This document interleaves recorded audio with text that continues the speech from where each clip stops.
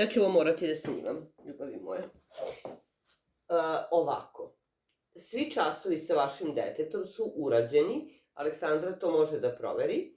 Ja sam svaki put vašem detetu po 6 puta ponavljala jedno te isto. Vaše dete ne zna osnovne stvari. Aleksandra, ona ne zna kvadrat binoma, ne zna razliku kvadrata. Šta da radim sa detetom koje ne zna? Razumete me? Kako ja da radim svoj posao? Da je nešto učim? Tako da, mislim da su vaše optužbe neosnovane i zato želim da bude snimljeno da sam detetu jednu istu stvar ponavljala više puta, zaista sa majčinskom ljubavlju, toplotom. Znate, ja sam neko ko voli decu, ja decu izuzetno volim, moje srce je puno ljubavi za decom. I ako neko voli decu, to sam ja.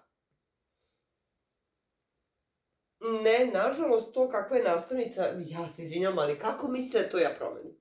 Evo kako. Kako? Zaista, da idem po školama.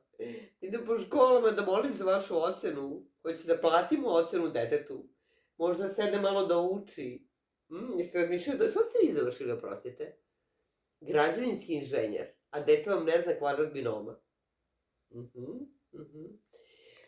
Razmislite da li mogu da vam pomognem. Ja sam uradila sve što zaista mogu od srca. Decu volim i uvek sam prema njima izuzetno nežna. Prosto takva sam kao osoba, razumete? Nežna, topla, puna ljubavi. Moje srce kuca za njih. Shvatate? Ja nemam ništa drugo sem ljubavi prema njima. Sva sam od ljubavi i od nežnosti, razumete? Aleksandra je to prepoznala kod mene. I zato radim u Jupiter centru. I svi smo takvi u Jupiter centru. Razumete? I zato imamo takve rezultate. Da. Tako da, želim ovo da bude snimljeno.